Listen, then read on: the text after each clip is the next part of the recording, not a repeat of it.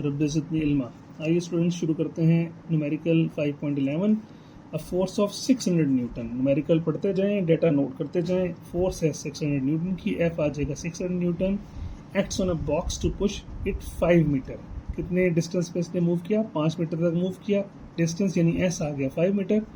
15 second में, इन 15 seconds time आ गया 15 seconds. Calculate the power, power मालूम करना है। ये बस इसका सिंपल, सबसे पहले बहुत ही आसान ये न्यूमेरिकल है। आप लिखिए गिवन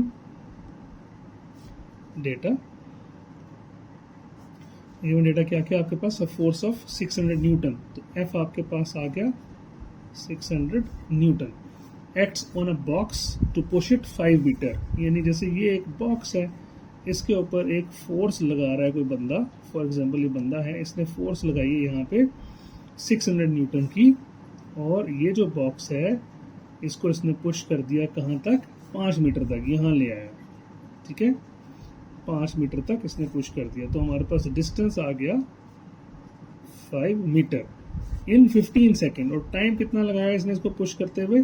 15 सेकेंड्स तक, 15 सेकेंड्स।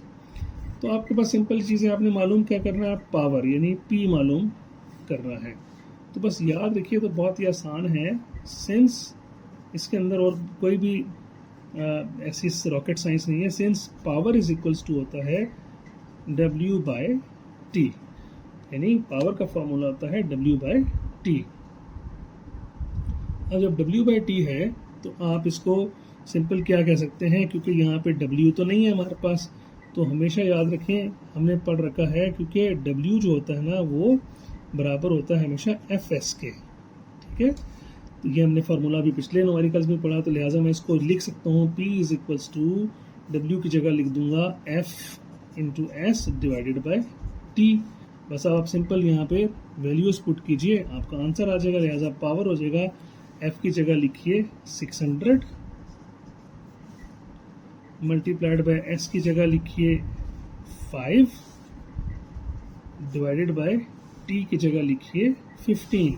बस that's it. P is equals to हमारे पास आ जाएगा, ये आपस में कैंसिल हो जाएंगे। 5 3 ज़ार 15, 3 2 ज़ार 6, 0 0। कैलकुलेटर बेशक यूज़ कर लीजिए, तो पावर आ जाएगा 200। पावर की यूनिट होती है वॉट्स। ठीक है जी, तो लिहाजा हमारे पास आंसर आ गया 200 वॉट। यही हमारा आंसर है। बिस्मिल्लाहिर्रहमानिर्रहीम। स्टूडेंट्स, ये भी इंतहाई आसान न्यूमेरिकल है, बस इसको समझ लीजिएगा। आप थोड़ा सा तवज्जो देंगे तो आपको समझ आ जाएगा यहाँ पे। अब आप ये देखिए, हमारे पास न्यूमेरिकल में लिखा हुआ है अ 40 किलोग्राम बॉय, यानी जो गिवन डेटा है आपके पास, उसमें बॉय का जो मास है वो कितना है? 40 किलोग्राम्स। रन्स अपस्टेयर, यानी जिस तरह यूँ ले लीजिए, जैसे आपने घरों में भी सीढ़ियाँ देखी होंगी। फर्ज करें ये सीढ़ियाँ बनी हुई हैं, ये स्टेप्स बने हुए हैं यहाँ पे। इन स्टेप्स पे चढ़ता चढ़ता दौड़ता हुआ एक लड़का यहाँ पहुँच जाता है। ठीक है जी, ये स्टेयर्स हैं, तो अप स्टेयर्स जा रहा है ये लड़का। यहाँ से फॉर एग्जांपल चलना शुरू करता है, ये चलते चलते चलते यहाँ पहुँच जाता है अप स्टेयर्स में। ठीक है जी, सीढ़ियों पे अप स्टेयर्स जाते हुए, और कितनी हाइट कर लेता है? 10 मीटर तय कर लेता है। सिंपल डिस्टेंस यानी वेट था 40 किलोग्राम, और अपस्टेयर चढ़ते हुए इसके जो डिस्टेंस इसने तय किया S is equals to 10 metre in 8 seconds. और इनको इसको सीढ़ियाँ चढ़ने में, स्टेयर्स चढ़ने में कितना टाइम लगा? Time is equals to 8 seconds लगे यहाँ पे। ठीक है, पूछा व्हाट पावर ही डेवलप, उसने कितनी पावर डेवलप कर ली, ये हमें मालूम करना है यहाँ पे। बस आप एक चीज़ जहन में रख लेना, अगर आप ये याद रखेंगे तो फिर आप कभी नहीं भूलेंगे फार्मूला। जब कोई चीज़ हॉरिजॉन्टल होती है उसमें जो हमेशा, यानी अगर यही लड़का यूं भागता और हम कहते तो इस केस में वर्क डन हमेशा बराबर होता है Fs के।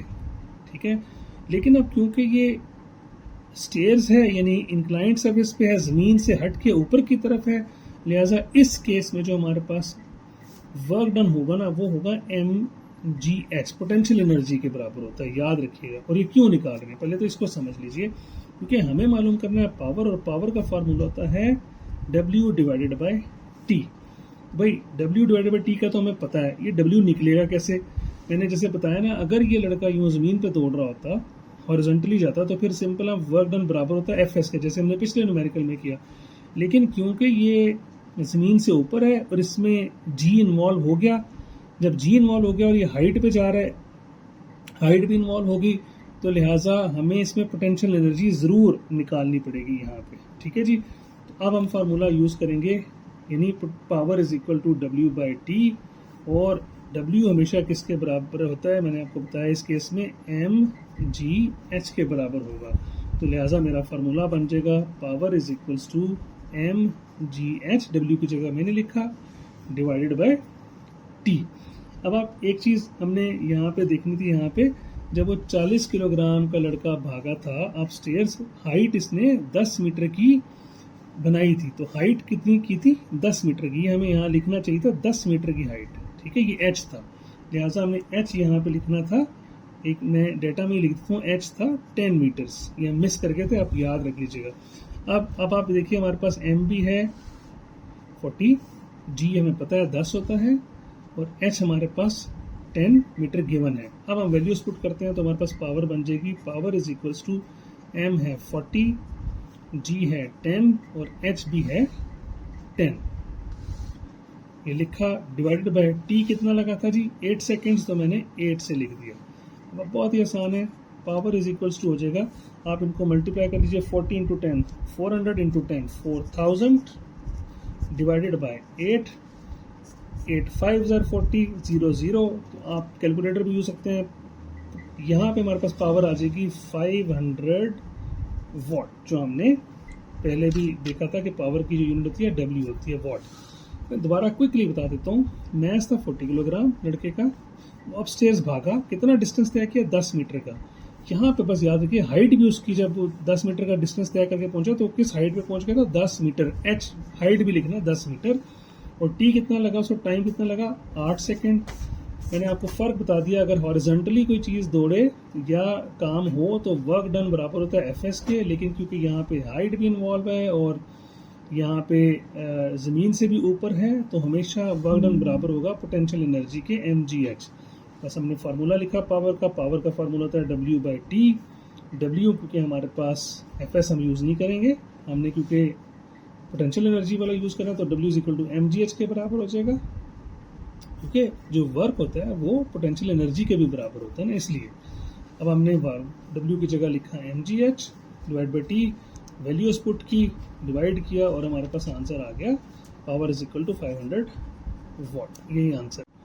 बिस्मिल्लाहिर्रहमानिर्रहीम, रब्बि ज़िदनी इल्मा। आइए जी लास्ट न्यूमेरिकल करते हैं 5.13। A force F acts through a distance L, एक फोर्स लगाई जाती है जिसको एफ से रिप्रेजेंट किया गया है, और फोर्स लगाने से डिस्टेंस कितना तय होता है एल, उस बॉडी का डिस्टेंस कितना तय करती है L distance. The force is then increased, force को बढ़ाया जाता है 2f, यानी डबल कर दिया जाता है तब, और जो उस पर एक्ट करने से डिस्टेंस कितना हो जाता है, जाहिर है 2l हो जाएगा, 2 टाइम्स हो जाएगा। कहते हैं sketch a force displacement graph and calculate the total work done. दो चीज़ें हमने करनी है, फोर्स डिस्प्लेसमेंट ग्राफ बनाना है और फिर टोटल वर्क डन मालूम करना है। टोटल वर्क डन के लिए याद रखिएगा, क्योंकि जाहिर है पहले फोर्स लगी उतना डिस्टेंस तय हुआ तो ये पहला वर्क हो गया, फिर दोबारा डबल फोर्स लगी तो डबल डिस्टेंस तय हुआ, ये दूसरा वर्क हो गया। बस यही इसमें हिंट है, आपको आसानी से समझ आ जाएगा। आइए मैं आपको हेल्प करता हूँ इसको बनाने के लिए। आप सिंपल स्केल ले लीजिए और ये समझ लीजिएगा कैसे हम बनाते हैं। यहाँ पे देखिए, सिंपल ग्राफ बनाने के लिए आपको पता है एक वर्टिकल एक्सिस होता है, बहुत सिंपल सी चीज़ है, इसमें कोई ऐसा मुश्किल काम नहीं है, और एक हॉरिजॉन्टल एक्सिस होता है। मैं चाह रहा हूँ कि आप मेरे साथ बनाएं तो बहुत आसानी से आप इसको सीख जाएंगे यहाँ पे। ठीक है जी, एक वर्टिकल एक्सिस होता है और एक हॉरिजॉन्टल, इसको एक्स एक्सिस भी कहते हैं और इसको वाई एक्सिस भी कहते हैं। इनके आखिर में आप एरो लगा लीजिए, यानी लाइन चलती जा रही है यहाँ पे, ये इसका हमेशा ओरिजिन होता है, जो ओ पॉइंट होता है ओरिजिन होता है यहाँ पे। अच्छा, अब क्योंकि उसने कहा है फोर्स डिस्प्लेसमेंट ग्राफ, इसका मतलब एक तरफ फोर्स होगी और एक तरफ डिस्प्लेसमेंट होगा। आइए यूं करते हैं, इस तरफ मैं लिख लेता हूँ फोर्स, ये है FORCE फोर्स, इसको चाहे मैं F से रिप्रेजेंट कर देता हूँ, और इस तरफ मैं लिख लेता हूँ ये है डिस्प्लेसमेंट,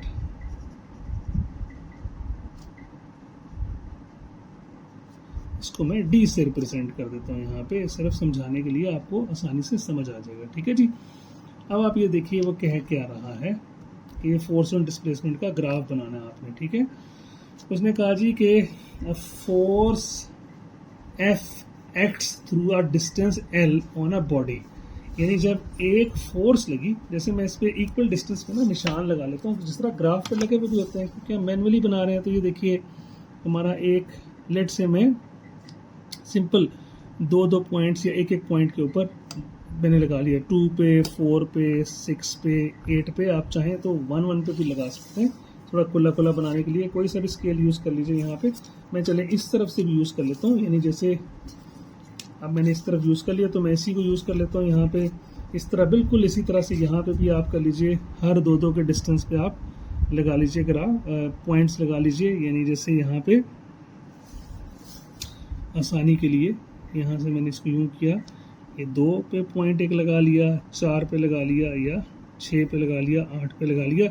आप चाहें तो एक तरह का स्केल ले लीजिए यहाँ पे, आप चाहें तो यूँ कर सकते हैं, 1 पे एक पॉइंट लगा लीजिए, 2 पे लगा लीजिए, 3 पे लगा लीजिए, कोई भी कर लीजिए। ठीक है, तो अब समझाने का पॉइंट ये है कि अगर फोर्स F लगी तो उसने L डिस्टेंस तय किया। ठीक है, तो मैं कहता हूँ ये फोर्स, इसके ऊपर F फोर्स लगाई गई, इतनी फोर्स लगी, तो डिस्टेंस कितना तय हुआ, L डिस्टेंस तय हुआ। ठीक है जी, फोर्स L लगाई, F लगाई, तो डिस्टेंस कितना हुआ, L डिस्टेंस तय हुआ।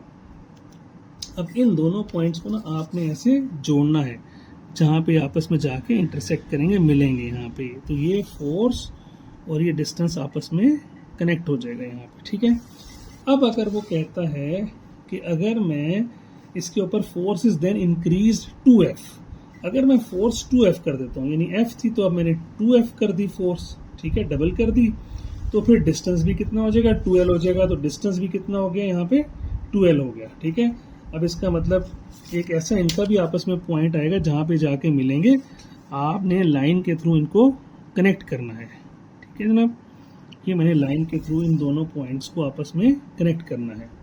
जब मैंने इनको कनेक्ट कर दिया तो ये एक पॉइंट ये बन गया, एक पॉइंट ये बन गया। आप ओरिजिन से शुरू करें और एक लाइन बना दीजिए, ये आपका फोर्स डिस्प्लेसमेंट ग्राफ बन गया। ये तो कोई मुश्किल काम नहीं था, आपने एक तरफ फोर्स लिखा, एक तरफ डिस्प्लेसमेंट लिखा।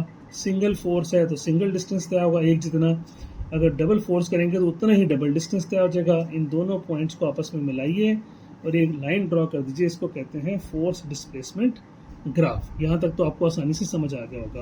लेकिन दूसरा पॉइंट ये कहा हुआ है, calculate the total work done, ये इंपॉर्टेंट है। अब ये देखिए, इसका मतलब 2 दफ़ा वर्क डन हुआ, पहले फोर्स लगी तो फिर एक डिस्टेंस तय हुआ। अब आपको पता है, मैं अगर इसको यूँ लिख देता हूँ कि फॉर वर्क 1, यानी वर्क 1 जो पहला वर्क हुआ, इसको मैं यूँ लिख देता हूँ फॉर वर्क 1, तो आपको पता है वर्क का फॉर्मूला जो होता है हमारे पास क्या होता है, वो भी लिख लेते हैं, वो होगा हमारे पास F और L। अब मैं इसको यूँ लिख सकता हूँ यहाँ पे आसानी के लिए, यानी W1 हो जाएगा फोर्स लगाई थी F के बराबर, और हमारे पास जो डिस्टेंस तय हुआ था वो किसके बराबर हुआ था जी, L के बराबर तय हुआ था। ठीक है जी, ये आ गया हमारे पास। जैसे हम पढ़ते हैं ना formula, W is equal to F into S, इस केस में हो जाएगा W is equal to F into L। एक ही बात है, डिस्टेंस को हम L से रिप्रेजेंट कर रहे हैं यहाँ पे। अब हम कहते हैं फॉर वर्क 2, जब आपने फोर्स डबल की थी तो डिस्टेंस भी डबल हो गया था। अब इस केस में आपका हो जाएगा W2 इज इक्वल्स टू, यहाँ पे हो जाएगा हमारे पास फोर्स हो जाएगी 2F और डिस्टेंस भी हो जाएगा 2L। आई होप कि यहाँ तक क्लियर है। ठीक है जी, W1 force F, distance L, W2 force 2F, distance 2L। अब मैं एक पेज यूज़ करता हुआ आपको बताता हूँ कि हम कहाँ तक पहुँचेंगे, इसी को यूज़ करते हैं नेक्स्ट। अब आप ये देखिए, हमारे पास टोटल वर्क डन कितना निकला भाई, एक तो वर्क 1 आ गया, एक वर्क 2 आ गया, तो इसका मतलब हम कह सकते हैं टोटल वर्क कितने, इसको हम रिप्रेजेंट कर देते हैं W से। वो किसके बराबर होगा, यकीनन W1 को जब W2 में प्लस करेंगे तो तभी टोटल वर्क निकलेगा ना। अब हम सिंपल यहाँ पे वैल्यू पुट करते हैं। हमने देखा था W1 कितना था जी, F इंटू एल, तो मैंने यहाँ पे लिखा F इंटू एल, प्लस किया, चाहे ब्रैकेट यूज़ कर लीजिए, W2 कितना था, 2F into 2L, 2F into 2L। I am sure कि आप इसको समझ रहे होंगे। अब आप बहुत सिंपल मैथमेटिक्स अप्लाई कर लीजिए तो आपके पास वर्क डन निकल आएगा F multiplied by L plus 2 into 2 हो जाएगा 4F इंटू एल, यानी कि हमारे पास 4FL। मैं इसको यूँ भी लिख सकता हूँ, W is equals to FL plus 4FL, क्योंकि FL और FL आपस में ऐड हो सकते हैं तो वर्क डन बन जाएगा 4 और ये 1 है 5FL। ये हमारे पास जनाब इसका आंसर आ गया। तो टोटल वर्क डन हम कह सकते हैं 5FL।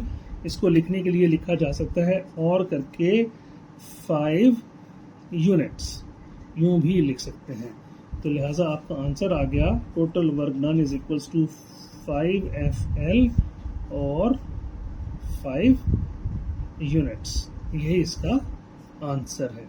आई एम श्योर कि आपको सारे न्यूमेरिकल्स चैप्टर 5 के आसान लगे होंगे। आप मेहनत करिए, आप खूब जो है वो इसको प्रैक्टिस करें। इंशाअल्लाह ताला कोई भी न्यूमेरिकल पेपर में आएगा, अगर आप ये मेथड अडॉप्ट करेंगे आपको फुल मार्क्स मिलेंगे। अल्लाह आपका हामी और नासिर हो। अस्सलाम वालेकुम।